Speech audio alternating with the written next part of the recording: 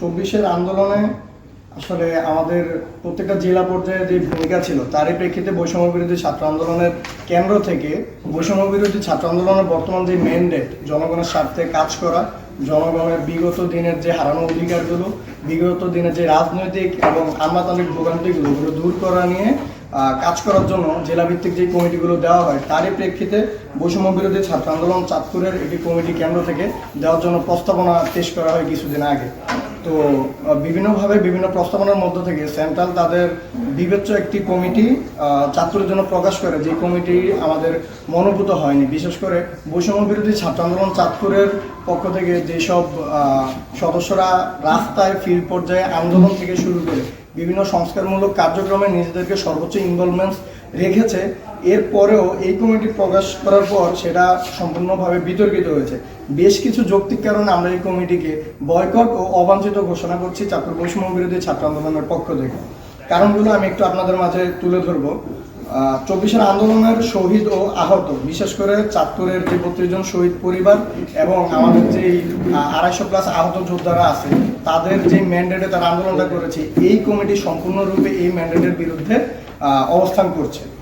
ভিশনের ফুলঝুরি mega অফারে fridge কিনলেই পাচ্ছেন 16 পিসের আকর্ষণীয় গিফট বক্স একদম ফ্রি।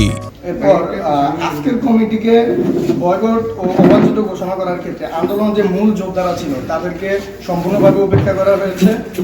উপজেলাগুলোকে, বিশেষ করে উপজেলাগুলোর নেতৃত্ব স্থান নিয়ে সম্পূর্ণরূপে বৈষম্য তুলে ধরা হয়েছে এই কমিটিতে।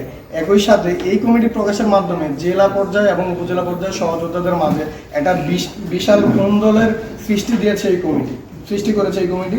জেলা ও উপজেলার মাঝে এটাতে একটা বড় ধরনের বিভাজন জন্ম নিয়েছে। তাছাড়া ত্যাগীদের সম্পূর্ণভাবে অবমূল্যায়ন করা হয়েছে এবং এই কমিটিতে 213 সদস্য বিশিষ্ট যেই কমিটিটা দিয়েছে, এই কমিটির অলরেডি 70% প্লাস, অর্থাৎ প্রায় 160+ প্রতিনিধি এবং সদস্য অলরেডি পদত্যাগ করে ফেলেছে।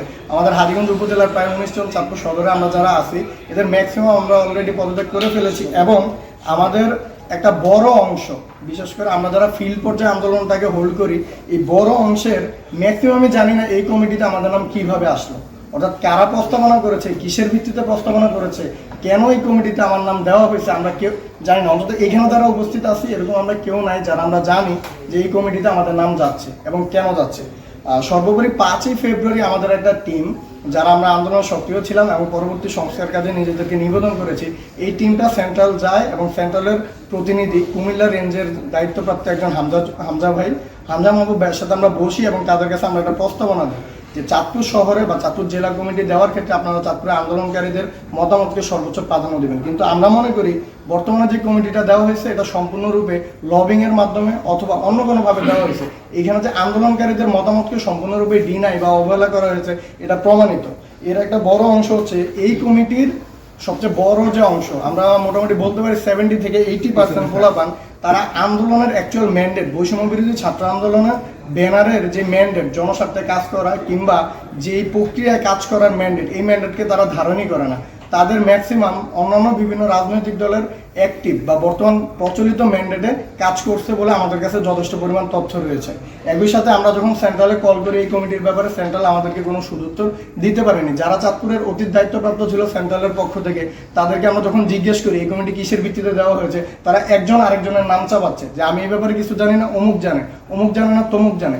এই ধরনের বিতর্কিত একটা সিদ্ধান্ত এবং বিতর্কিত একটা ঘোষণাকে আমরা সজ্ঞানে প্রত্যাখ্যান করছি। আমরা চাই তারা মনে করে তারা বৈষম্য ছাত্র আন্দোলন থেকে আন্দোলন সংগঠনটি প্রশ্নবিদ্ধ।